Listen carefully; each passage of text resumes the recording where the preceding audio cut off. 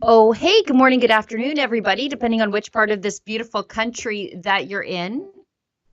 I can hear myself in my ears.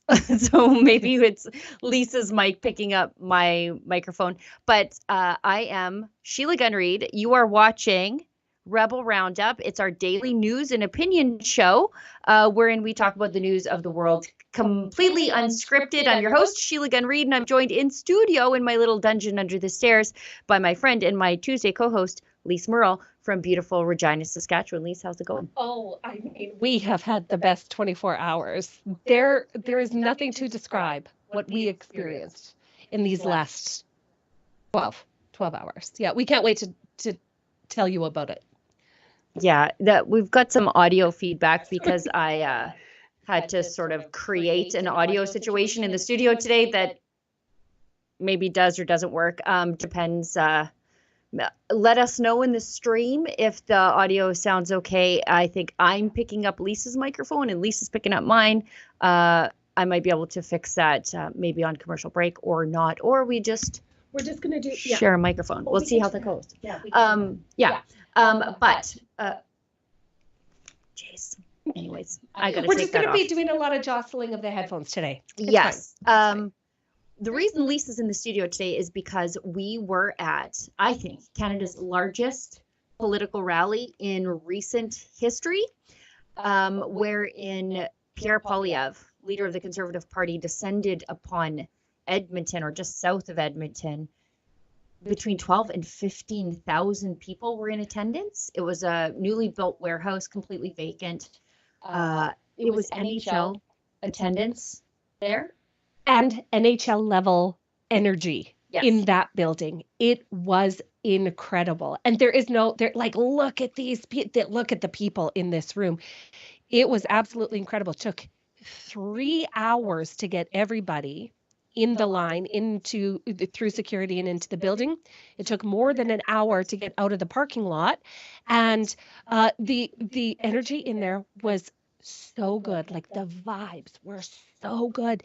And if you don't think that there is a movement backing Pierre Poilievre, this event last night just proved it, that there is a groundswell of support for the Conservative Party of Canada, and well done for the entire team that was working there for pulling this off. This is not an easy feat, getting this many people in and out of a building safely, and it was incredible. It was just incredible. You know what? I'll It was tell an awesome everybody night. what we're doing here. I think our solution is to just remove our headphones and then put them back on when we need to watch something. Yeah. I think that's the best. So if you are watching us on Rumble, thank you for sticking it out on that great free speech platform. You can support the work that we do over on Rumble by leaving us a Rumble rant. If it's over the $5 US cutoff, yes, for sure. We're going to read it on air.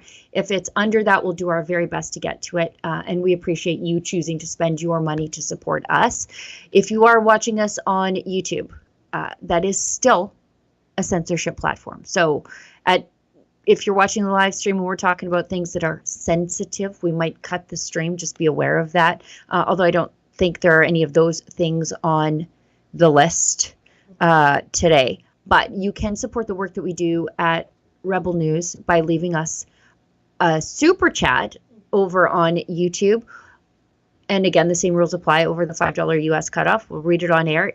If it falls under that, we'll do our best. But also, if you're watching the recorded version of the show, you can leave something called a super thanks. That's their paid comment. And boy, we sure appreciate you for choosing us. Now, we should get into what the media will surely downplay today. We landed on the location there at, I don't know, 3:30, 4 o'clock. Yeah. They were already running out of parking space then. This location, this warehouse there, was the second location, actually. They had to move the venue Because they had so many RSVPs. they had like over 8,000 RSVPs. So usually they thought, like another 2,000 or so will show up. And it ended up closer to 13 to 15,000. I see some people from the party quoting 15,000. I don't doubt it. The reason I know this what you're looking at, this is taken at 5:30. This is very early in the evening. The event itself was supposed to start at about 7. It ended up starting at about 8 to o'clock. get everybody in. Yep. And the entire time, the lines were 4 and 5 people deep for kilometers. Like, honestly, it was looped around the building. This is legitimately the biggest building I've ever been in Canada, outside a, Las Vegas style casino. And it was absolutely packed. Like, it was just an incredible event. And just to see. It took me 8 minutes. So once the line started moving, and unlike other journalists, we don't sort of bully our way in. I like to wait with the people. Once the line started moving, I booked it to the back of the line. Like, I ran, and I should let you know, I run all the time. I'm a good runner. I ran to the back of the line, and then I ran to the front of the line. So I started at the back, and you could see behind me, people are still coming. I'm walking at a good clip. You can see I'm like burning past these people, right? And it took me like 8 and a bit minutes even to get in the doors. To catch up to Lise, who was already inside. I was like, that's 8 minutes of solid, fast walking to go. It looped around the outside of the building. People were saying that at closer to 7 o'clock, there was a 2-kilometer walk to get in. And I believe it, because when we were leaving, the cars were lined up along the road 4 kilometers. Yeah. Took an hour to get out of the parking lot. And we were sort of towards the front of the parking lot. Yeah. It was an incredible evening. And I got to say, the amount of people that see Sheila Gunn Reid and say, "Oh my God, Sheila, thanks for being here. We love Rebel News. Oh, Rebel News is here. Thanks for doing the work you do." It really is wonderful to see all of you guys in person. And thanks so much for supporting us. So many people approached me and said, "We watch the live stream every day." And I went, "Really? Well, isn't that incredible?" No, Alberta is just stuffed full of Rebel News fans, and thanks so much for supporting us. But Sheila, really, you know how many people ran up to CTV and said that same thing? No, I saw them actually packing up their stuff at 5:30. Yeah. They picked out some of the, I guess, least visually compelling people from the crowd, as CTV would always do. Interviewed those people. I haven't watched CTV's coverage yet, but in my walk around, like when I'm walking around, you can see me stop and say, "There's CTV packing up their stuff." And I show CTV packing up their stuff at 5:30, just as people are starting to go inside. They were done. That was all. Now we were there till like 10:15, 10:30. Yeah. Just to get out of there. Yeah, it was incredible. And I did see some of the clips of the humorless marms from the CBC, saying there was connectivity issues inside the building and we don't have a lot to say. Well, we have a lot to say on their behalf. And this was an incredible Did they tell you event. why there was connectivity issues? It's because there's 15,000 people in the building. Right. That's NHL attendance. It was, I can't stop saying it enough. It was such an incredible event. We heard from Pierre Poilievre. We heard from Stephen Harper. We heard from Chief Billy Morin. Chief Billy Morin from Enoch First Nation in Alberta, which is an incredible First Nation over here. And the crowd just went wild. They were lapping up what they said. They did miss a couple things amongst the women in the crowd. Okay. We heard that the Conservative Party is going to repeal the No More Pipelines bill. They're going to repeal the No More Talking Nice About Oil and Gas bill. We're going to do a lot of repealing of damaging liberal policy. But what we did not hear, and what all of the women in the crowd agreed upon, was we need to repeal Bill C4 and Bill C16. This is the conversion therapy bill. This is bringing us all of the problems in Canada that have eroded the rights of women as a sex-based people. And there was nothing but support for that. So this is a message direct to the Conservative Party of Canada.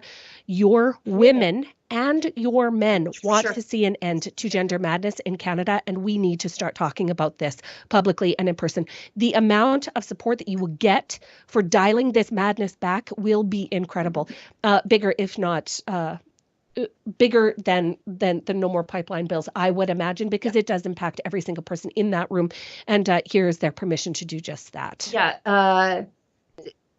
somebody who we don't normally see involved in politics, although I think everybody realizes that he's a conservative just because he's a rural Alberta from Northeast Alberta. Country singer Brett Kissel, he gave his endorsement for Pierre Poilievre. You may know him as the country singer who does the anthem all the time at the Oilers games, if you're not a fan of Canadian country music. Chief Billy Morin, he was the former chief of Enoch Cree First Nation, which brought that First Nation from not the greatest condition into wealth. Right. He's running for the Conservatives in Edmonton Northwest. President of the Boilermakers Union was there endorsing Ernie Stadnick, president of the Boilermakers Union. Big, huge endorsement for Poilievre. Those are the private sector trades that build all the things that you need in the world, including your pipelines. That is and so your major rare. Energy infrastructure. That is so rare for a Conservative candidate to get an endorsement from a union of any kind. And there they were repping in the building yesterday. It was it was really quite extraordinary to see. Yeah. We've got, I guess, there was I tweeted it out. It was a clip of Stephen Harper coming out. And he looks so good, and people love him. And I was so nostalgic because they played that nonsensical Collective Soul song that was his campaign song from 2015. You would recognize it. Yeah, you'll recognize it. The lyrics actually have zero meaning. It's better now, I think it's called. Yep. I remember I used to blare it after the 2015 election loss, just in case Stephen Harper heard me and he knew that I still thought he did a good job. He looked good, he looked happy, and he had some jabs at Mark Carney. Oh, did he? He came pointy at Mark Carney. It was taking credit for things that he didn't do, which is a bad liberal habit. By the way, look at all the blue-collar people here. Like, this is a working class rally. And so many young people. You should have seen the young people. And all the way up to the boomers. Hey, the boomers were absolutely representing last night. They were there for the grandkids. They were there voting for the grandkids. Oh, and they were absolutely motivated by what the Conservative Party said that they were going to do. It was just an incredible show last night in Edmonton. Like, really, it was a special event to be at, and I'm so happy that we were able to be there. It was wild. Like, just so many people. They were just packed in there, and they had these Billionaire Eccles trailers, flat deck trailers, like oil field heavy haul trailers, and you guys were sitting up on them. Yeah, I was here to catch everybody coming in and coming out. Speaking of those trailers, can we tell Canada about Travis now? Before we get to what the pointed things that Stephen Harper said, we would like to introduce you to an off-duty paramedic named Travis, who it was just so quintessentially Alberta male. Yep. This young Travis fellow. You saw him fly into action. Yeah, a lady. So people were standing at that point for like 3 hours in very close quarters with other people, and it was very hot. It was a very long wait. And I looked over, and there was just a guy standing holding a lady up. She had lost her legs at that. You saw them sort of sink to the ground. This is Travis, okay? Travis is in the gray and the blue jeans here. Travis springs into action, has latex gloves out of his hands, and he is on his knees tending to the woman who was having a medical moment. And just we hope that you're feeling better today, lady. We know that wasn't convenient for you. Your family was real worried, but this guy, Travis, okay? Travis spends the first 15 minutes of the rally on his knees, offering assistance to the lady who went down in the crowd. And when he pops up, I said, I saw what you did. I'm going to talk about it tomorrow on the Rebel live stream. And he goes, oh, no, all humble. Oh, no. I was like, what you did was heroic. Anyhow, we are all sitting on these flat decks. Okay, they are 6 feet in the air. You could not get off the flat deck once you were on it because there were so many people on the stairs. And this little older lady taps Travis, who just rendered aid to another lady on the floor, and says, can you help me down? And he said, put your arms around me and look at him. Look at him. Okay, the entire northwest corner of that building fell in love with Travis at that moment. I fell in love with Travis at that moment. Every woman in Canada is falling in love. I was just standing there. just a beaut. The comments on Twitter are insane. Oh. People want to know if Travis is single. People want to know if they can move to Alberta to meet Travis. Travis is an everyday Alberta This hero. is what they're all like. Like, This is what our men are like. helping the little old ladies and just being like, he's the type of man that women will fake a medical condition to just have him hover over them. I was thinking to myself, what could I do? Like, what could I do that would require mouth to mouth, but not CPR? You know what I mean? We need a medical. I couldn't think of anything right then. But anyway, Travis, you're a hero. Yep. And just a perfect exemplary example of conservative Alberta men. And I think you earned yourself a lot of fans. Now, another example of a conservative man, Prime Minister Stephen Harper, was there in his elder statesman best, taking some jabs at Mark Carney, who has been taking credit for Stephen Harper and his finance minister, Jim Flaherty's good work. So let's take a listen. You know, friends, I am in a unique position in this federal election. I am the only person who can say that both of the men running to be Prime Minister once worked for me. And in that regard, my choice, without hesitation, without equivocation, without a shadow of a doubt, is Pierre Poilievre. There it is. Yeah, it was just nice to see Harper there. People really appreciated him. He introduced Poilievre, so it went Chief Billy Morin introduced Harper, then Harper introduced Poilievre.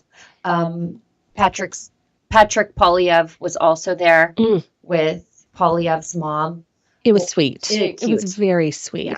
There was a World War II vet in the audience. Navy vet from World War II. I mean, to say that guy got a round of applause. Nobody appreciated him more at that moment than those 15,000 people. They just gave him a thunderous round of applause. And it was just so sweet. It felt really like the Canada that we remember. Yeah. Like, if anything, it gave me hope that things can return back to what we remember Canada being before this 10 lost years of liberal destruction.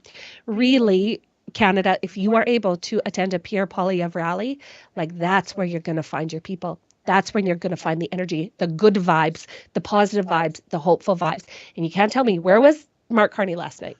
He was at the Sheridan? Vancouver Airport Sheridan doing his, as I said, his mortuary man best to fill a room down there with maybe a couple hundred, not good boomers, but the selfish ones who watch too much CBC. That's what he was up to last night. Efron, right on the ball, found the clip of Harper Poilievre praising the World War II vet. I think he said something along the lines of, we want to make Canada the kind of country that your sacrifice deserves. It was just a beautiful moment, like, truly, truly.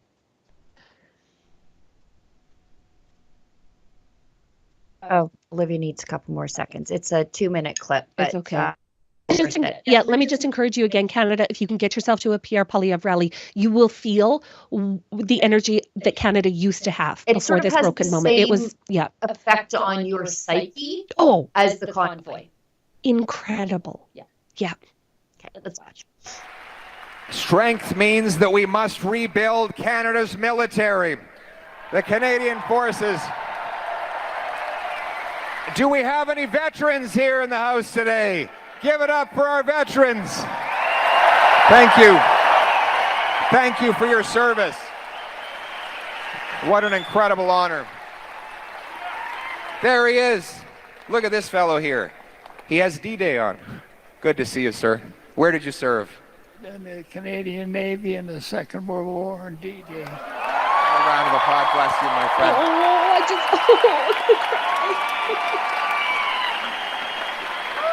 He was 19 at Juno Beach. 19 at Juno Beach. How old were you at Juno Beach? I was 19. 19. What a hero. What an incredible hero. Thank you, sir.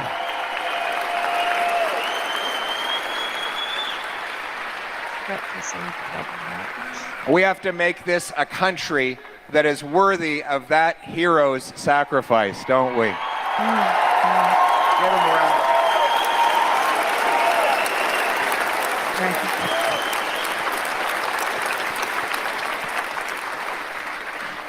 We will honor our veterans. We will ensure that the young and the old have the support they need for a dignified life. We will also rebuild the armed forces, cutting back on bureaucracy, procurement boondoggles, and putting the money into frontline support for our troops. We will reinvest to buy 4 massive Arctic icebreakers. We will double the size of the first patrol of the Arctic Rangers so that we can reclaim our north. We will have the first northern Arctic base in Canada since the Cold War, CFB Iqaluit.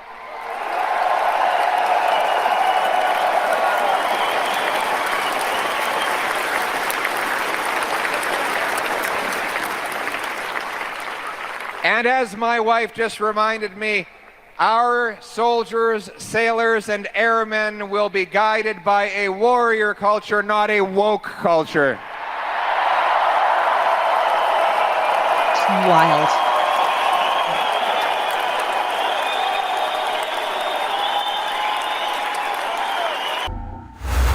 You know, contrast that against left-wing 19-year-olds Yeah. who will start fights over not using the right pronouns. Right. And then that man Right.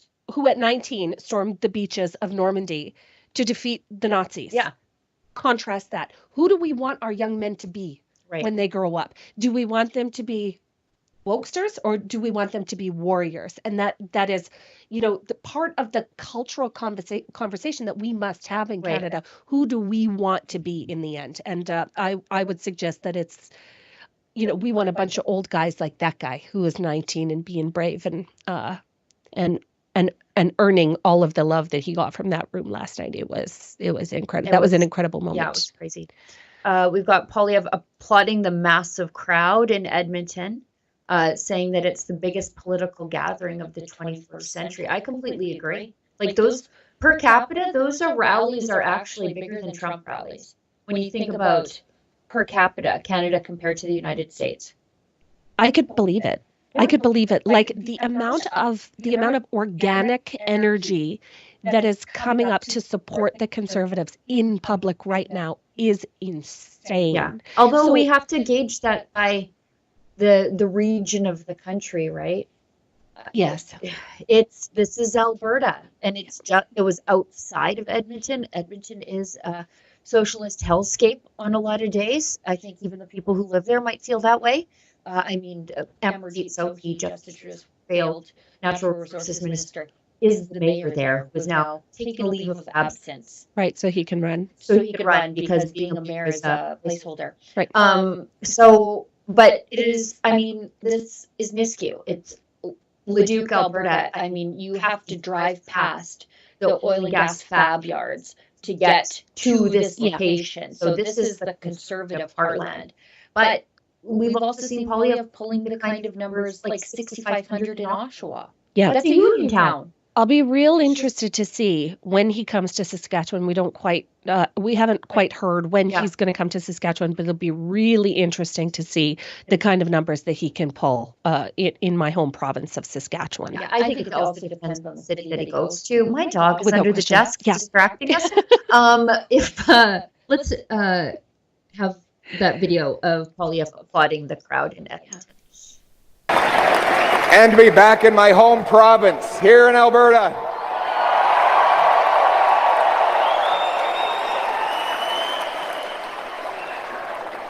It's incredible. Let's bring it home, my friends.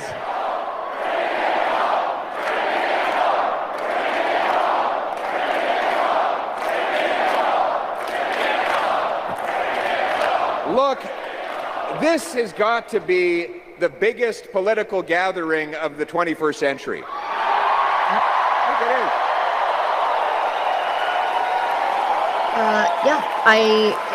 I have not seen anything bigger. Nope, I haven't either. It was really like, I keep falling back on the word incredible because it was. Yeah. The energy was insane off the hook. The vibes were so high, just people dancing, being joyful, meeting their neighbors, Yeah. looking forward. When's the last time you felt like you could look forward to something in Canada?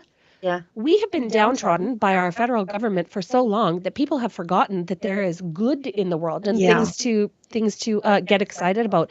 And so, I mean, I do not regret going. As a matter of fact, I'm mad that there's not another one today. You drove, you left your house like 3 a.m. Yep, I So- left Regina at 3 a.m. to be here mid-afternoon, but they kept pushing it back and changing the location because of the insane amount of people that wanted to show up, and I was more than happy to accommodate that. P.S. We're The going on thumbs no up sleep to yet. me from Pierre Poilievre. I had two Yeah. hands on a camera, so I couldn't shake his hand. And he's so delightful, actually, just so personable. Yeah. The little stories that he told. He told a And story about his dad joke. It just,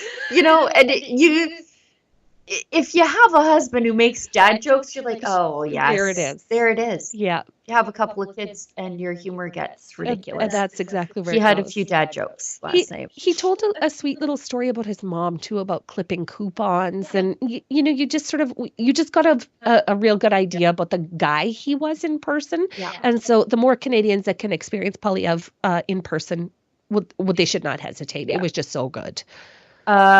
Poilievre also took aim at the Liberals over their unfair treatment of the Western provinces. You guys should stay tuned. My video from the crowd, like I interviewed the crowd on the way in, and I did ask them, what will become of Alberta if the Liberals win again? And Unanimous. it was unanimous. And some were eager separatists, and some were very reluctant. They said, we love this country. We want to be allowed to help this country. But this is not a country that loves us or allows us to do the things we want to do to help everybody.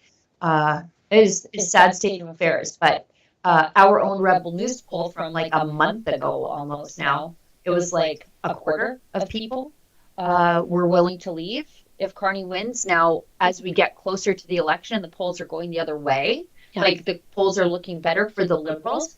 It's closer to 1/3 of people are willing to leave. I think there will be a prairie fire lit if the rest of this country loses its collective minds. Yep.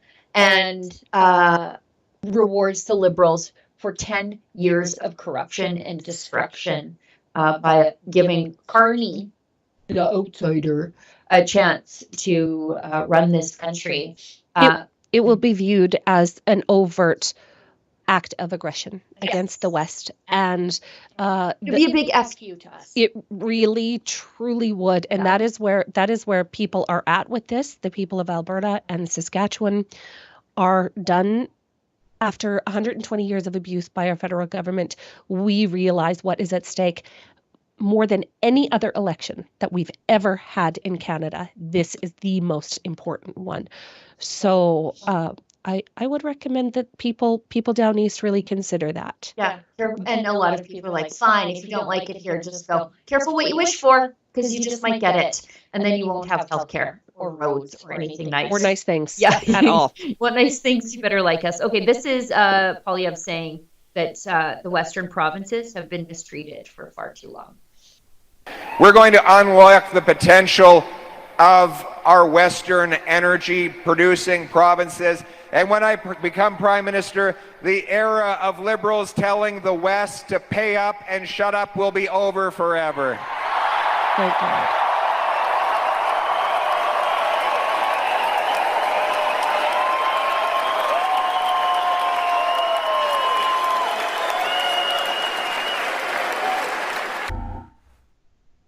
He also made an announcement that said, for every new dollar in spending by the federal bureaucracy, they're going to have to get rid of a dollar in spending, I love that. which, I mean, the only way it could get better is if they had to get rid of $2 to spend $1. Right. That's the only way that it could get better, but I understand people. For every new hire in the bureaucracy, they have to fire two, and one of them has to be a manager.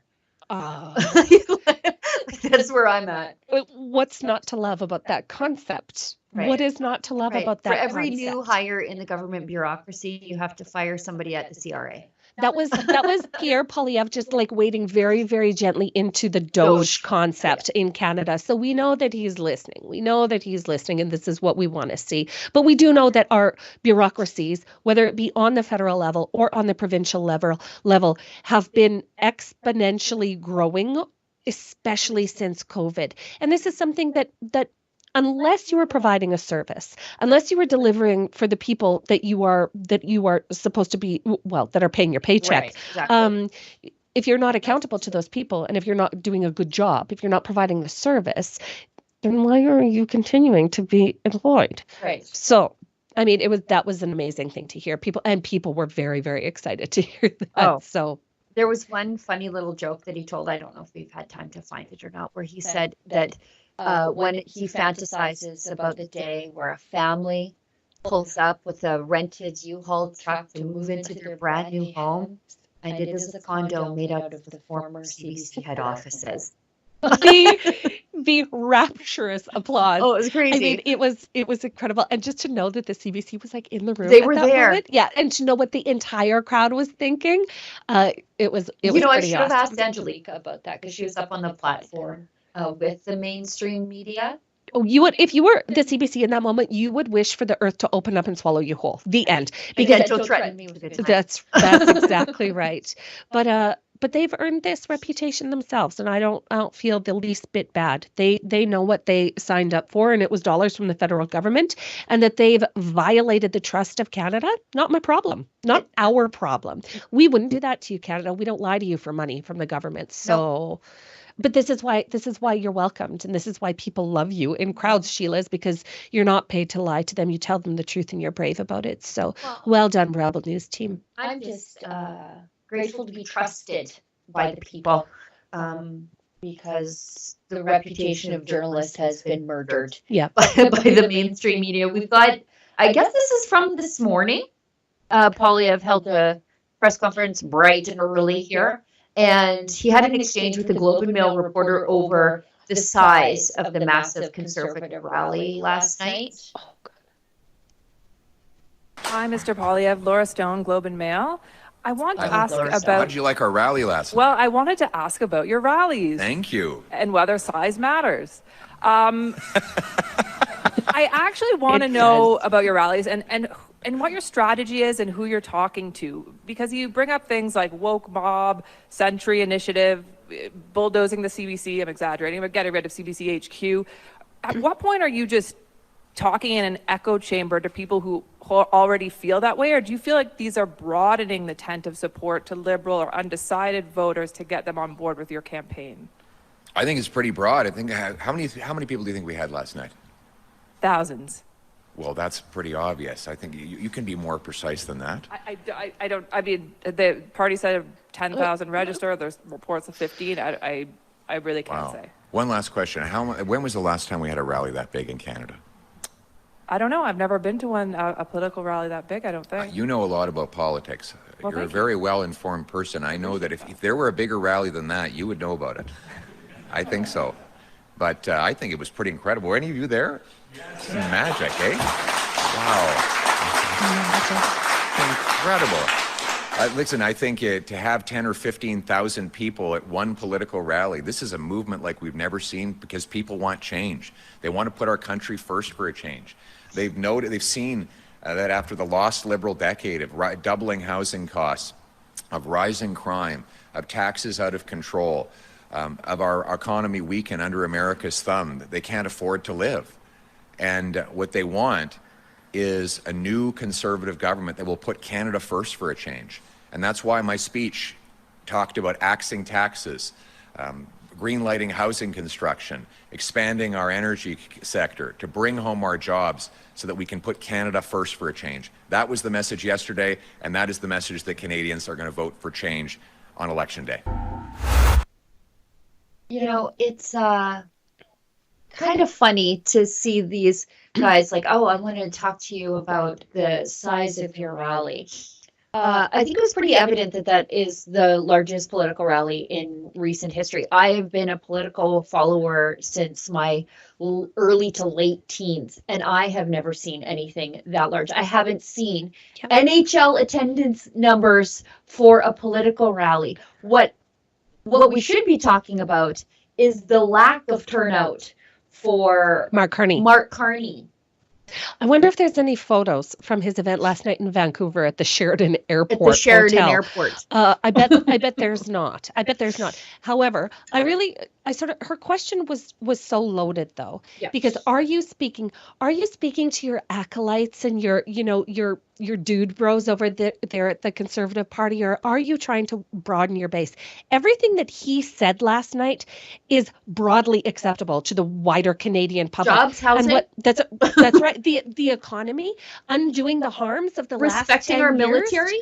You're a crazy person if you don't think about those things. There was nothing not to love about everything that was said last night to the vast majority of Canadians. So for her to position that question like, oh, well, these are just initiatives that your Conservative base is going to listen to. No, well, then the absolutely Conservative not. base is the broad Canadian public writ large. Yes. Yeah, and these are things, and dealing with why weren't you talking about climate change?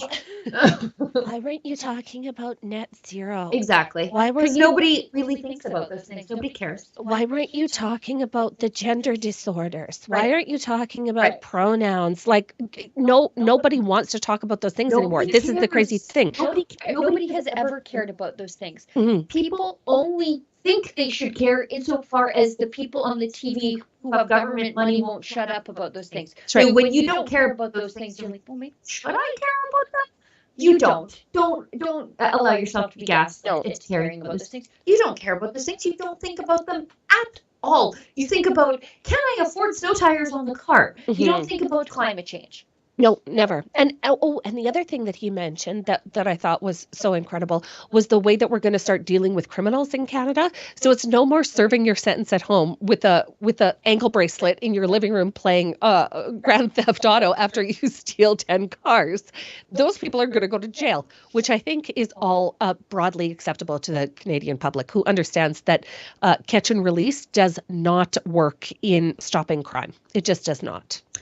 We've got a couple of chats, then we'll take a break. I'll take some advice from Olivia about how best to adjust the microphone situation here in case you guys are hearing me get picked up in her microphone. Or it was a last minute ordeal, and I cheaped out. I'm going to be honest with you, and because I don't like when I file my expenses for Rebel News, I always think, how would our donors feel?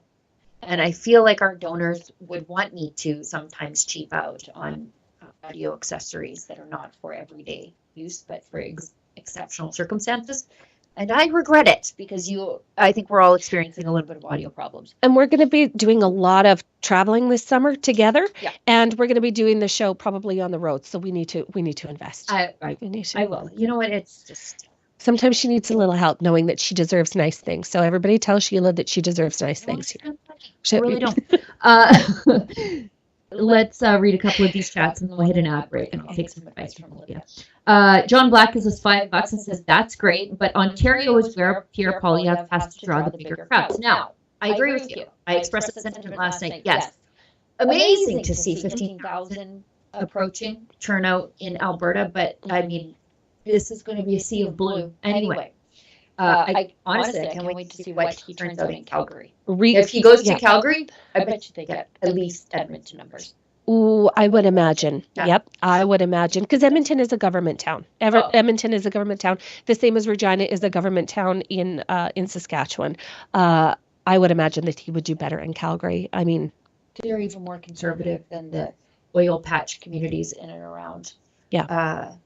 Yeah, and recall that he had like record audiences in Oshawa, Ontario. Right. So this is not 6,600, I think, in Oshawa. Yeah. In Penticton, 10% of the town turned up. Like this is not a one-off, and so I guess it just goes to show you that we should not be believing the polls, because if you listen to the polls, okay, but vote like the polls are real. That's true. Don't assume that everybody's going to show up and vote on your behalf. Yeah, we got to show up on election day. Okay. We've got, oh, I forgot, we do have Chris Dacey's joining us right away. We'll do an ad break. We've got one more chat. The elephants, oh gosh, I can't see it. The elephants something or other. Very sorry. Says run a chat poll on Western separation, yes or no? Do it. Do it right now. Yep. Okay. Good elephants. Good question, elephants. Yeah. Western separation, yes or no? Put it in the chat, and we will get a good little sampling of our viewers right now. So let's hit a quick Rebel News ad break. Come back with Chris Dace. Mm-hmm. What if governments are trying to reinvent the wheel when the greatest teacher of all times has already laid out the perfect blueprint for a constitution for a kingdom of love, faith, and freedom? Introducing the Kingdom of Heaven Freedom Passport. This special edition Freedom Passport captures the foundational truths of love, ethics, and freedom for all. It's a powerful reminder of Jesus' call to love one another and to be part of something bigger that you can carry with you every day. Join the movement, share the truth, and spread the love with your family and friends. Get your Kingdom of Heaven Freedom Passport at freedompassport.ca. And right now, all orders in North America come with free shipping and a free downloadable song with every purchase. Why should you join Canada's National Firearms Association? We currently have one of the most aggressively anti-firearm governments in our nation's history, promoting fear and placing blame like never before. Our rights, freedoms, culture, and heritage, it's all on the line. But we are fighting back, and there is strength in numbers. We work within the law to change the law, to defend competitors, hunters, collectors, and other law-abiding firearms owners. We can get through this. We've done it before, and we'll do it again, if you are with us. Canada's National Firearms Association. Freedom, safety, responsibility. Okay, we are back. What do we got happening here? It's a real mixed bag. There we go. Hi, Chris Dacey. There's Chris Dacey. How are you? I'm so glad that you could come back on the show. For those of you at home who aren't watcher, frequent consumer of Dacey media, Chris is an independent journalist based out of Ottawa who works really hard each week to document, well, all the comings and goings of Ottawa, but I think a lot of us know you from your coverage of the ongoing pro-Hamas radicals who take to the streets each week. We wanted to have you back on because you were one of the journalists excluded once again from the Mark Carney event the other day. Was that right?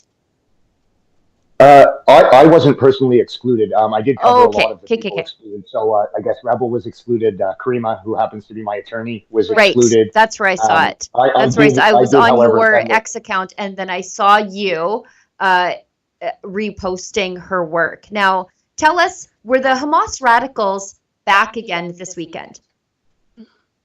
No. So actually this weekend, I think it may have been a planned weekend off because this upcoming weekend, we're going to have our usual Saturday hate march, but we're also going to have groups coming from Toronto and Montreal to join us. So this has happened a couple of times before, and they were very large. So over the weekend, we didn't see the normal Saturday march.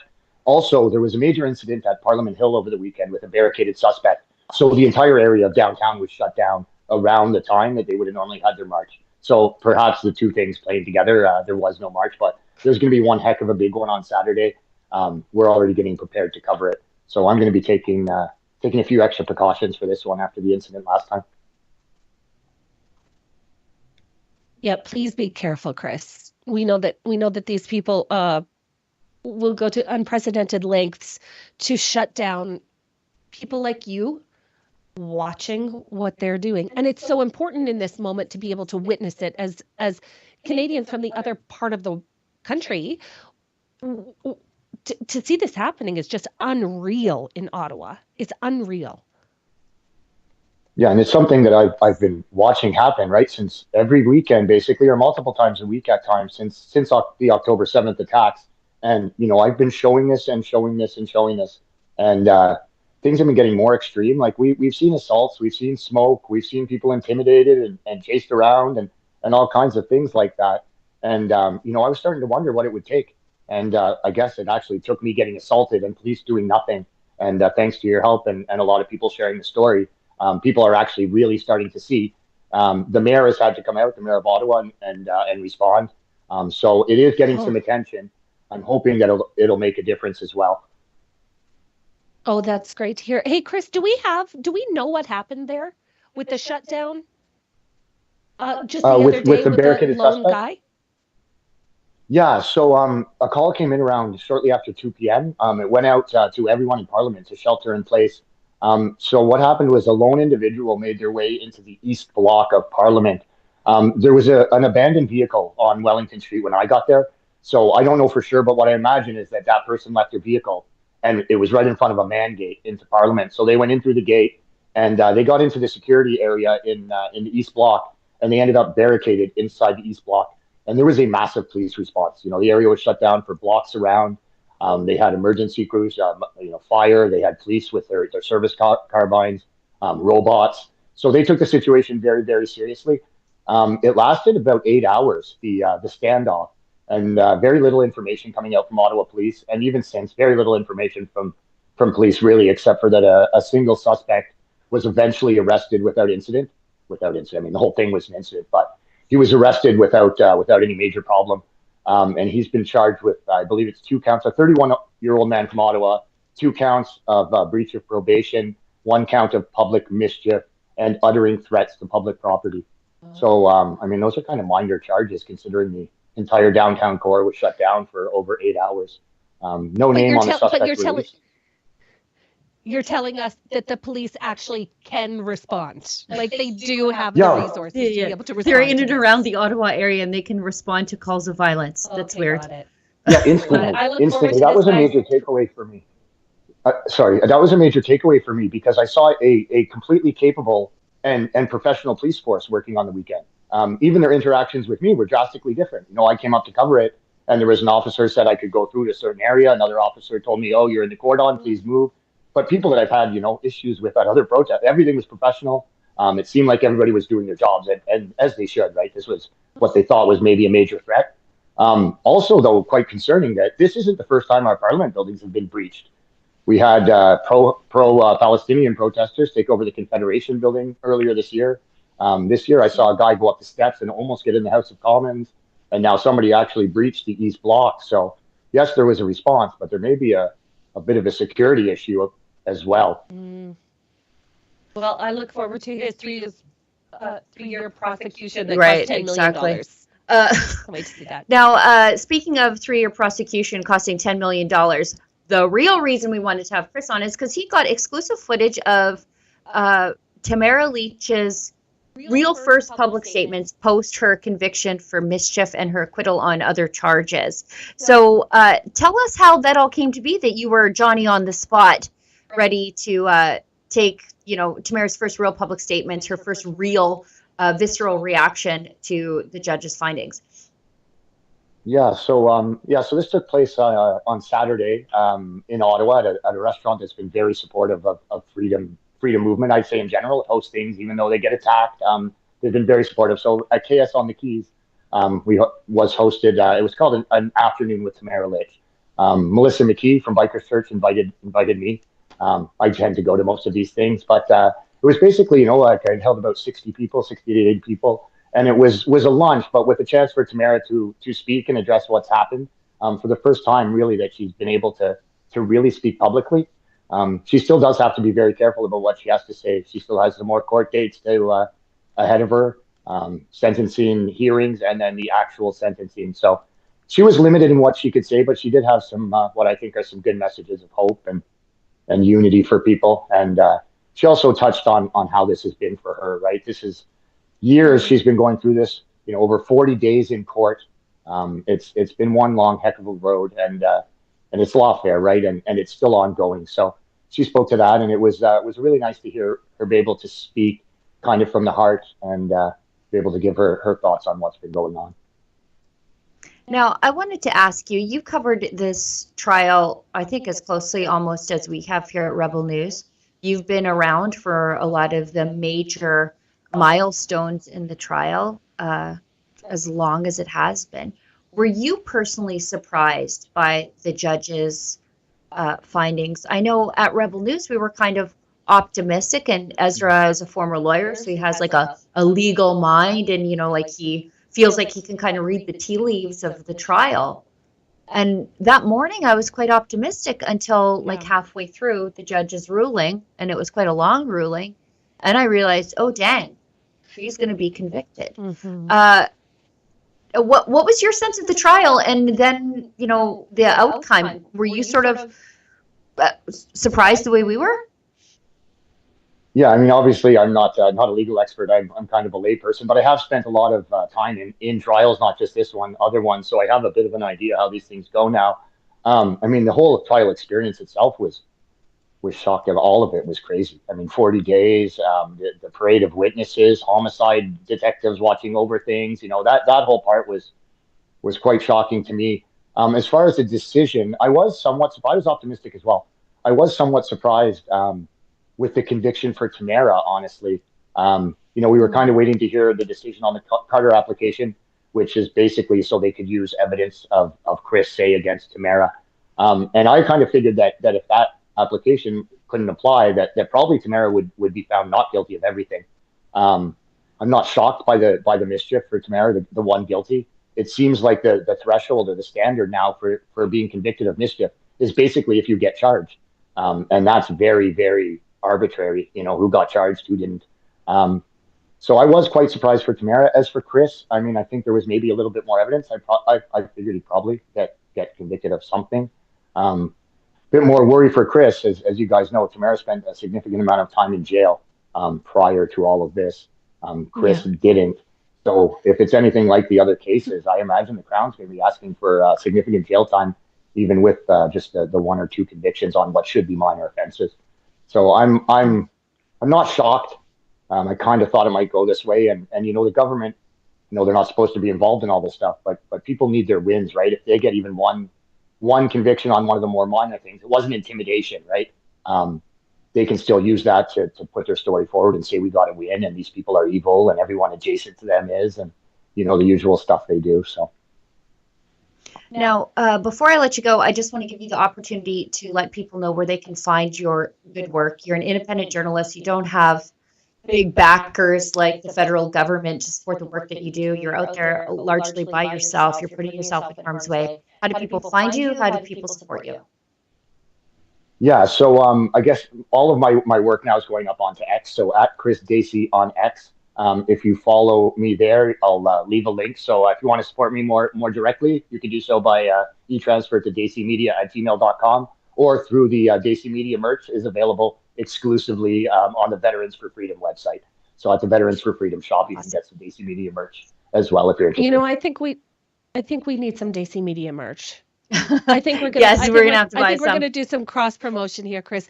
Chris Dacey from Dacey Media. We love having you on here. Keep up the good work, and we hope to talk to you soon. Great. Thanks, Chris. Thanks so much. Stay safe out there. Awesome. Thanks. We will actually. We talked about the work that Chris did to get the Tamara Lich story firsthand. Why don't we show a little bit of it right here? Tamara speaking.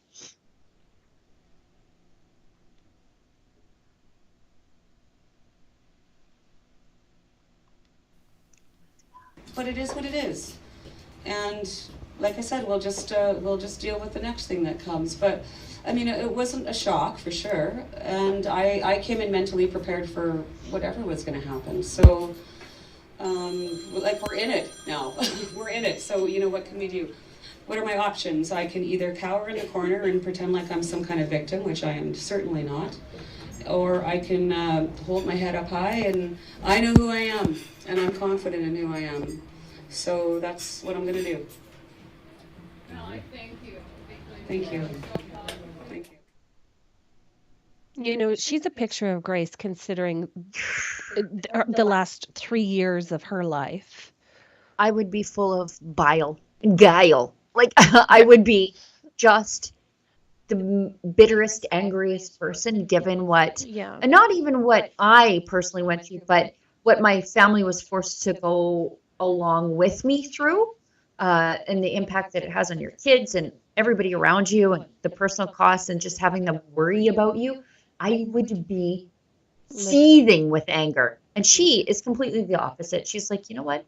It's just a challenge put in her way. And she seems okay. She has more grace in her pinky finger than the entirety of our federal government Oh, combined. completely. Now, if people want to support Tamara, you can go to tamaratrial.com. That's your one-stop shop for everything to do with Tamara Lich. You can support our journalism of Tamara Lich on Tamara Trial. You'll find links to support her appeal of her conviction there. Yeah, it takes 10 seconds. Yeah. It literally takes 10 seconds. Throw a couple bucks at the Democracy Fund. Thank you very much. And because this certainly is not done. Yes. And you can also buy her book on the same Hold the Line. website, Hold the Line, which is now, I guess, an illegal phrase. Well, the Liberals are using it. The Liberals are using it, so it's illegal when a conservative grandma from Alberta says it.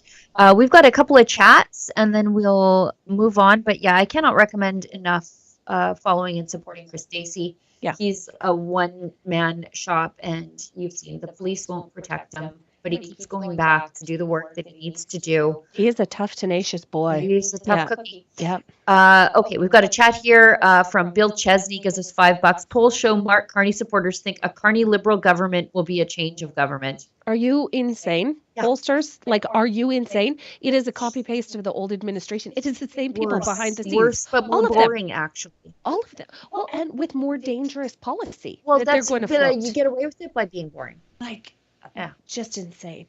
Our poll on Western separation, 68% of people are yes, no, 32%, and those are probably Easterners who don't want us to leave. So I'm flattered by your 32%. Yes. Next, thank you very much. We actually really appreciate it. It's good to be liked by our Eastern friends and neighbors.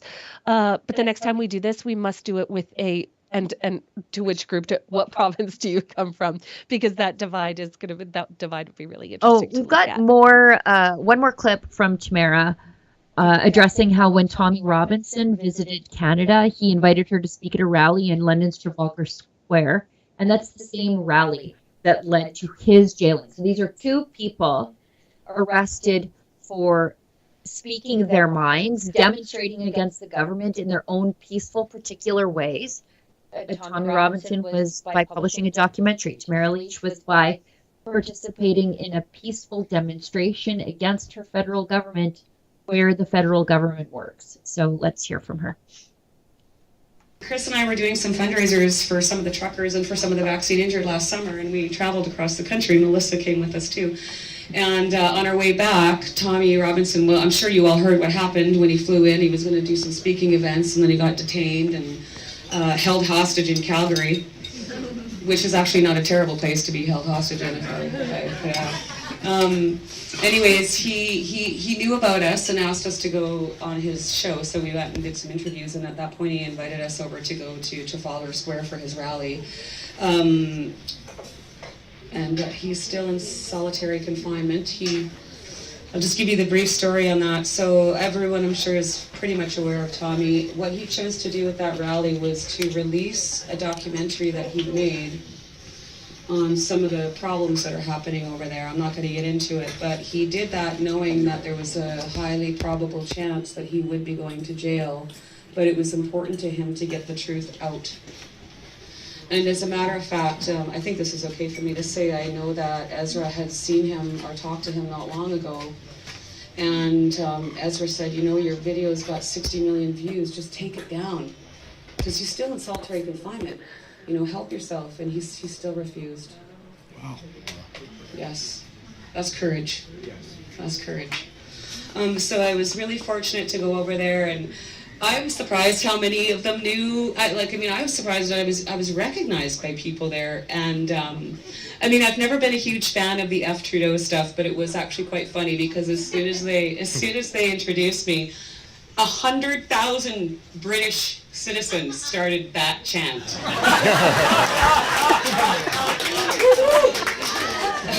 I just said, yeah, I heard that a lot. Yeah, it's funny.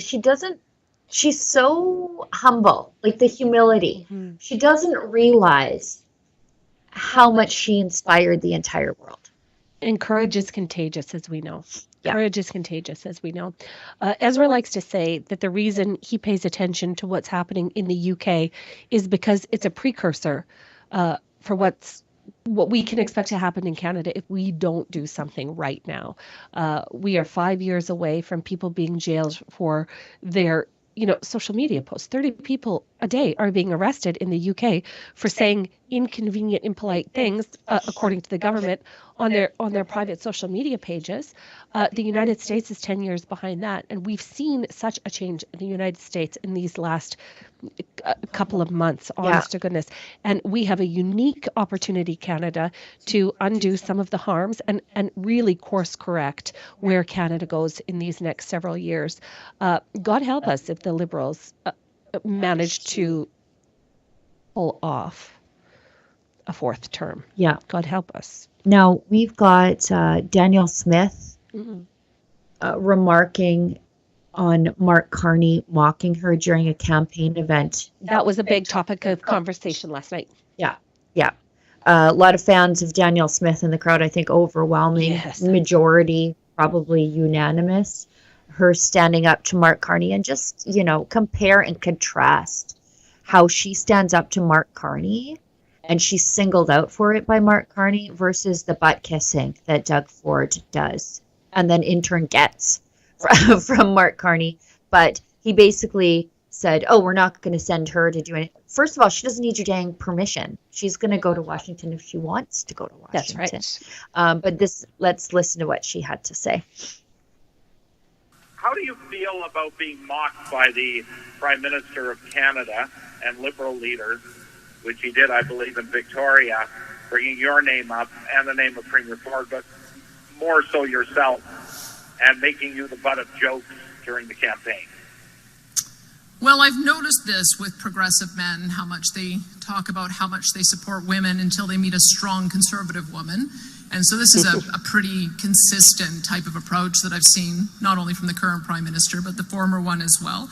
And the attitude is, sit down and shut up. Well, I don't shut up. I make sure that Albertans know exactly how I feel about issues, and I'm going to continue advocating on behalf of my province, whether he likes it or not. How do you feel about...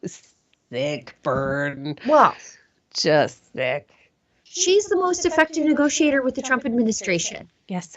But she is the most active listener in the entire nation of Canada. Yeah. She cares more about what Albertans think, what they want for themselves, and then she reflects it back to them. She is showing us a masterclass in how our elected politicians should treat the people that elected them. And God bless her. I'm not going to shut up.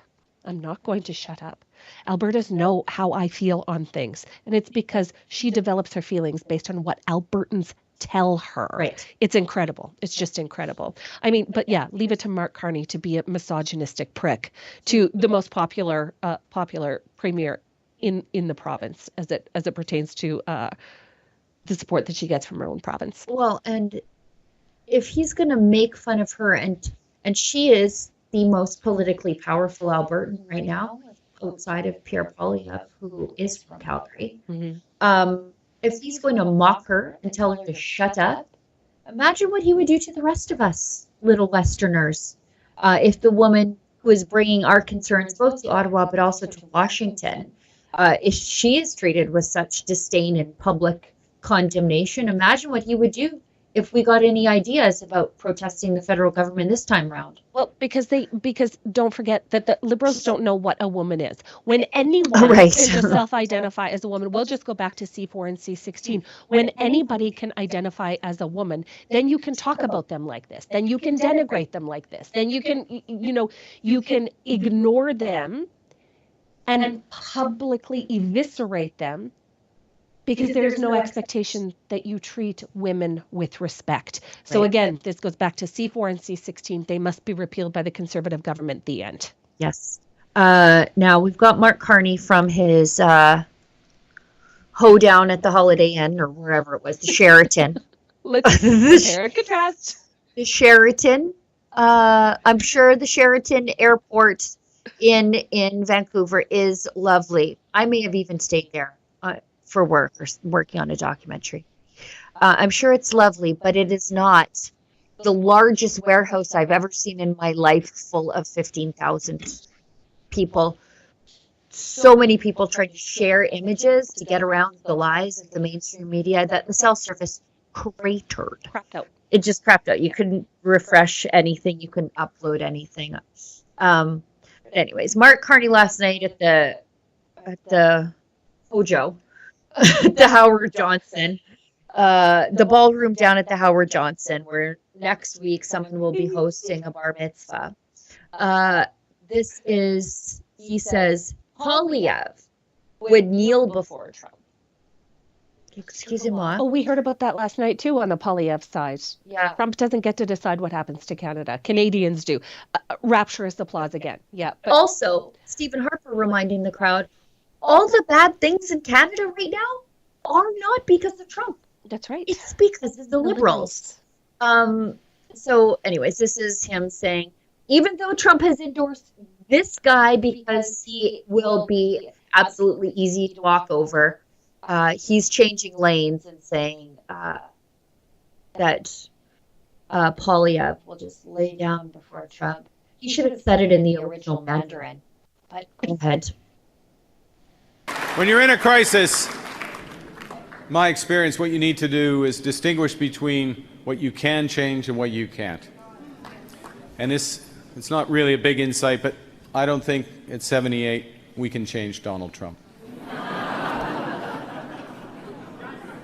And a person who draws their inspiration from Donald Trump, like Pierre Poilievre, he'll kneel before him before he stands up to him. And as Premier Smith said, and I quote, Pierre Poilievre is in sync with Donald Trump. Pierre Poilievre is choosing to be willfully blind to the many and growing threats that face our country. You know, I've never heard such an outrageously anti-American politician in my life, except maybe Elizabeth May, who is herself an American. Right. But the way that he just integrated Danielle Smith there to a room full of left coast elites. Feminists. That should say something to the people of Alberta right there. Like, you know, the kind of prime minister he's going to be if he's denigrating our provincial premiers on the campaign trail. He's campaigning against Smith. Do get bent, Mark Carney. Yes. Get bent. Take all the seats. And again, this is not Trump that has caused us any of the heartache or pain that we've suffered over these last 10 years. Trump didn't inflate our immigration levels so that we have no housing and infrastructure and health care to keep up. Trump is not the reason that our healthcare system would sooner euthanize you than treat you. Trump had zero to do with the carbon tax. Right. Trump had nothing to do with he didn't the cancel green our slush funds. He had nothing didn't to do with cancel our pipelines. No, he did not. He actually okayed our pipelines. That's exactly right. Trump had nothing to do with why Canada is broken today, and the Liberals had everything to do with why Canada is broken today. Don't forget that, Canada. We've got another update to our Western separation poll. It's moving again. It is, do you support Western separation? 69% of you said yes, you do, and 31% of you are from the rest of the country who don't want us to leave. And so again, we remain flattered by that. That's very nice. Thank you, guys. We've got a chat here. Northern Lights gives us $5 from Ontario. Watched every rally. So inspiring. Brings tears to my eyes. Reminds me of the Canada I used to know. freedom, loved the song, loved the rest. Well, thank you so much. Oh, buddy, that's incredible. Actually, last night in line, we were talking to a guy that just moved to Alberta from Ontario, brought his adult son not 2 weeks ago. Their whole family is relocating to Alberta from Ontario, and I gave them a hearty Western Canadian welcome. We are so happy to have you guys. It's just awesome to see. Now, Just awesome to see. Before we wrap, because I realize we have technical problems. You guys are probably hearing us in echo, and I'm very sorry about that. I'm so sorry that I kind of cheaped out on the audio setup when I should have just bought a 2-channel interface, and I didn't because I'm trying to save money all the time. Because we're crowdfunded. I don't have a sugar daddy named Mark Carney to help us pay the bills around here. So I will not do that again. Rest assured, I will fix that. Now, I want to react to this with you, Lise, because there's just a lot of first of all, it's a real cornucopia for the eyeballs. Is it Travis again? Like, please? No. It's in the other direction. It's a spokesman for the far left Revolution Party of Canada. So these people are like the NDP, not radical enough. The Greens, too sober. The Socialists and the Communists, too organized. We've got the Revolution Party of Canada. Now, I think the only thing that these people are revolting against is good dietary choices. They warn about the existential threat posed by climate change, particularly on, quote, marginalized communities, end quote. And he says the party will impose a policy requiring Canada to be net zero by 2045. So I think probably close to the Liberals, Mark Carney's targets, actually very near. That sounds a lot like the Liberal Party of Canada, actually. Yeah.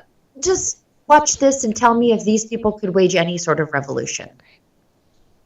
Every human's needs are every human's rights, no matter color, gender identity, sexuality, class, marital status, religion, disability, professional status, or any other identity of any kind. This should not be considered controversial. Water insecurity in Canada and across the world disproportionately affects First Nations communities who face incessant long-term drinking water advisories. This is why the Revolutionary Party of Canada will deprivatize the for-profit creation, extraction, and selling of water and eliminate all contracts with companies such as Nestle and ban all future water extraction for profit. Moreover, the Revolution Party of Canada is disturbed by and proactive in the issue of climate change, of which the aforementioned issues with water supply stem from and are aggravated by. Climate change and the global warming of our planet pose an existential threat to every living organism on Earth. And let it be clear that this is not your fault. Just the top 100 corporations are responsible for 71% of all greenhouse gas emissions since 1998, obliterating our planet and its atmosphere. We will not let stolen land be further desecrated by being wholly and irrevocably destroyed. We stand in accord with missions and initiatives such as the Fossil Fuel Non-Proliferation Treaty, which advocates for global cooperation in the effort to expedite the transition from conventional to clean, renewable energy. As with water security, the effects of climate change affect marginalized communities the most as well. Global warming wreaks havoc on the Arctic at a rate and severity unlike any other region, as the rising sea levels, thawing permafrost, severe weather, and loss of sea ice are destroying the resources and lives of Indigenous communities. This is why the Revolution Party intends to enact a national strategy requiring Canada to be net zero in all greenhouse gas emissions by 2045 and a net negative by 2050. The Revolution Party of Canada would also enact a slate of aggressive taxation policy on the ultra-wealthy. This includes a number of things, including a key point of scaling an annual wealth tax, which looks like any person who has a ultra high net worth above $30 million US is the definition. They would be subject to an annual wealth tax of 1%, increasing to as high as 10% for those who have a total wealth of over $1 billion. Well, that's 3 minutes of our lives that we're never going to get back. I'm happy we watched it because these are what the universities are cranking out. Oh, churning out. This is the perfect example of a post-secondary grad in Canada right now. They think the bottled water at the store should be free because making the bottles, running the factory that bottles the water, shipping the water to you, that all just happens by magic. Yeah. There's no input costs to creating bottled water. Yeah. They're going to aggressively tax the most high-performing the job creators. Companies in the nation. I didn't even know that these guys existed, and I'm kind of I want to go back to like there's only one thing more annoying than a what is this? A trans woman lecturing you? Okay, an ally at the very least, according to his hat. Yeah, that outfit is a choice. Yep. Is it's a choice. And he's in suffragette colors, which is the purple and the green, which I object to. That's the color of women's rights. Of women's rights. That's what he's wearing right there with his silly little rainbow heart hat. But I mean, talk about insufferable. Talk about insufferable and somebody that's completely disconnected from reality in Canada. I mean, honestly, why would CPAC give them a microphone? Like, why? And here's the thing. Rebel News can't get onto the Hill. We're not allowed down there. We're too radical. Our ideas are too out there for them. It's just wild. And yet they give this guy a microphone. The press gallery turned up to look at these guys. I mean, I would too. I'm not going to lie. They're like Sheila, the Revolution Party of Canada's holding a press conference. There would be a cloud of smoke where I was standing. I would be running so fast to cover it. I just would. Just to hear the virtue signaled word salad that fell out of his face. I mean, the crazy thing is you could take everything that man said and apply it to any radical left winger, and it sounds exactly the same. Like all of them have the exact same goals. If Mark Carney stood up and said those words, none of us would have been surprised. None. I think that's the reason I wanted to show you this. It's crazy when it's coming out of one of the mouths of the Revolutionary Party people, but nothing he said there is not in values by Mark Carney. Everything is part of the identity politics spectrum. Everything is based on a capitalist/socialist spectrum. And how are we going to take away things from the people and then give them to the rich elites? That's basically the whole entire plan of Mark. All the rich elites have to have their money taken away from them in Canada. But if you're like Mark Carney and your money's parked in Bermuda or the Bahamas or Ireland, which has a very favorable tax structure, by the way, for large corporations, which is why Trump is mad at them a lot of times, is because they have this weird corporate tax structure that's very favorable to the likes of Brookfield Asset Management, which is probably one of the reasons Mark Carney has an Irish passport, among others. But he's a global citizen.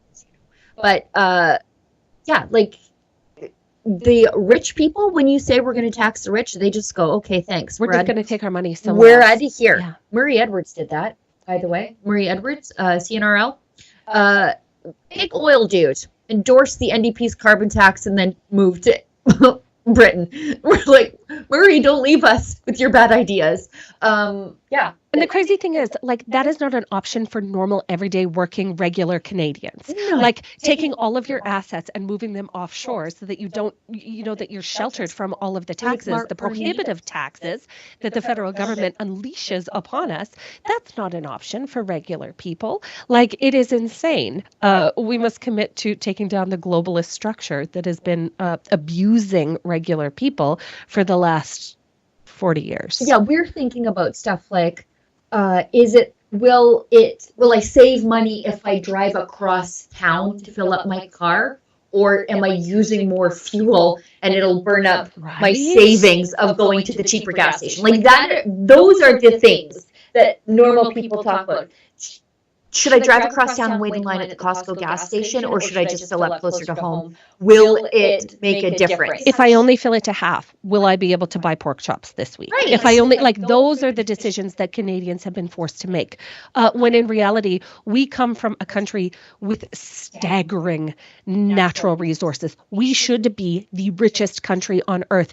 And there is a reason why we're not Canada. Yeah, we should be like There's a reason why we're the not. UAE or the Singapore, or like Singapore. That's what we should like. Without question. And it is only because of the Liberal Party of Canada that we are not. Eat the rich. Let's throw up the Revolution Party website just for fun. It's very Occupy Wall Street. Now they're advocating for cannibalism. Look. Eat the rich. I don't know. These guys, I think they're eating a lot of everything. When the people shall have nothing more to eat, they will eat the rich. Make them pay up. Unlike their global counterparts, Canadian billionaires tend to stay quiet about the underserved, undeserved, unsustainable wealth they are hoarding. You're hoarding your personal wealth if you don't give it to those three dudes on the stage. Every time I hear the words marginalized community, I just literally check out. Like if somebody starts talking and says the words marginalized, this affects the marginalized community the most. Now, done. That's when I stop listening. And yeah, look at this. The 20 wealthiest Canadians could fund a universal basic income program all by themselves. Guess who's first on the list? You won't believe it. It's Elon Musk. The next one is Chinese. Shanpen Zhao. Sherry Birdson, never heard of her. No. Galen Weston. Of the Loblaws fame. Loblaws fame. You know what? The NDP again are so bad that I defend Galen Weston now. I really like him in his cardigans. Except for the fact that he gouged poor people in a bread price fixing scheme for 10 years. There's that. And also the David Menzies good work on this. He took, I forget, it was $10 million, I think. One of the fourth richest family in the country took $10 million from the federal government to upgrade their fridges to be more affordable. Pay for yourself, Galen. See, in Canada, the wealth redistribution goes the other way. Yes. We give it to the wealthy people who are connected to the Liberals now through the Green Slush Fund and also through Galen Weston working the government for freebies. Keep reading. Who else do we know on this list? David Sheraton, David Thompson, Peter Thompson, Taylor Thompson, Joseph Tsai, James Pattison, Aline Bouchard, Gay Fancombe, Linda Campbell, Hartley Richardson. Now that's a rich dude name. Hartley Richardson. Anthony Von Mantle, Toby Lutke, Chip Wilson. You know Chip Wilson? Lululemon dude? Yes, Who put up the I NDP signs at the end of his driveway? The estate of Harrison McCain. Is that like French fries? That is. McCain French fries? Potatoes? Yes. Canada's former finance minister. Was married into the McCain family potato family fortune? Yeah, I called him Mr. Lady Curly Fries because he was married to the heiress of the McCain family fortune. Shoot, I forget his name. Who's the finance minister who forgot his French villa? That one. Yeah, I know it. Anyway, it's just not at the tip of my tongue. I know. That's an incredible list. Hey, if we just name checked you on the program, just know that you could send us money, Billionaires of Canada, and we would talk nice about you on the TV. It was Bill Morneau. That's it. Bill Morneau is married to the heiress of the McCain crispy fry fortune. Just know that. And he saw the end of his career too. Yeah, Margaret McCain, Sarah Irving, that's Irving Oil. Yep. Edward Rogers Media? The estate of James K. Irving, that's Irving Oil. Mark Scheinberg, Peter Gilligan, Jeff Skoll, Garrett Camp, Daryl Cates, the Oilers owner. Andre Desmarais, Paul Desmarais, Lino Saputo, the cheese dudes. Carlo Fidani, Jim Apostolopoulos, Peter, also of the same last name. Leonid Boguslavsky. If you're not a vampire, I'll be surprised. Sobeys. Frank Sobey. Yep. Anyway, there's a lot of wow. Canada's has a bunch of high. And you know what? Unlike in the United States, there's Frank Stronach. He was at the PPC rally the other day. Was he? Yeah. Huh. Unlike, you'll notice that you don't know a lot of those names because unlike in the United States, our billionaires keep their mouths shut because there's a very small group of rich elites, and you want to be invited to the parties. Right. Yeah. Yeah, they keep it pretty chill. The state of Bombardier. Anyways, Larry Tannenbaum, big guy in Toronto sports, and more. And thank you, Dave. Corrects Bill Morneau. I could not remember Bill Morneau's name because it was right there. My brain became accustomed to calling him Minister, Mr. Lady Curly Fries, who forgot his French chalet, his ethics filing. He's like, that one slipped my mind, and honestly, I believe him. When you have that much money, it becomes inconsequential, and you can forget things like that. Yeah. Whereas if I get new, mats in my car, I'm like, Sheila, look, I saved up and got new mats for my van. Right. My goodness. In the meantime, I'm cheaping out on audio equipment. Yeah. She wants to bring for the audio splitter. Yep. My money. I just wouldn't spend it. Okay, we've got one chat and we'll wrap the show. Thank you everybody for bearing with our technical difficulties. Olivia, Efron, thank you so much. Special thanks to Chris Stacy for jumping on the stream with us from Daisy Media, putting himself in harm's way to get the scoop every single week. A true independent citizen journalist in the vein of Rebel News. We've got a chat here from Randy Albert. Gives us $10. Thanks so much. Stop all payments until all provinces cooperate to have our pipelines. Are you listening, Quebec? Say it in French. Yeah, translate to French real quick. Yeah, that would be a great idea, wouldn't it? Yeah. That'd be a fast way to get it approved. Yeah. But as it stands right now, you can't. Right. You can't. There is no mechanism for provinces to not. We're the little red hen of Confederation. Yeah. We're running around, we're working, we're building, we're saving for a rainy day, and all the little foxes and the turkeys are laying out in the yard doing nothing until the time comes when we have to fight Trump tariffs and they have nothing. Yeah, that's right. All right. I guess that's the show for today. Thanks so much for tuning in. Leafs will be in her home, and then we won't have to worry about these audio issues tomorrow. Thank you so much. Yeah. I'll move my desk back and then move myself to the middle. Thanks everybody who pitched in a little bit to keep the lights on here at Rebel News. We couldn't do the work that we do without you. And as you can tell by the state of the audio in the studio today, I really do respect your donations in such a way that I have a hard time expensing anything. Lisa, thanks for coming with me to I think an historic event last night, and getting up and getting on air with me before you get back on the road all the way to your family and the beautiful city of Regina. It's always a pleasure, Sheila Gunn-Reid, and I'll see you right back here tomorrow from a different province. Yes. And as my friend David Menzies always says, stay safe and stay sane. We recently also invested over $20 million to boost the competitiveness and resiliency of BC's forestry sector. But above all, our response is to build. We will build a new Canadian economy, the strongest economy in the G7. We will build Canada strong. While the U.S. is trying to keep high-quality, sustainable Canadian lumber out, we will use more of it here in our plan to double the pace of housing construction in this country over the course of the next 10 years. This is the most ambitious housing plan since the Second World War. We will build our way out of the housing crisis. We will build our way out of the economic crisis. We will make housing more affordable in Canada once more. We recently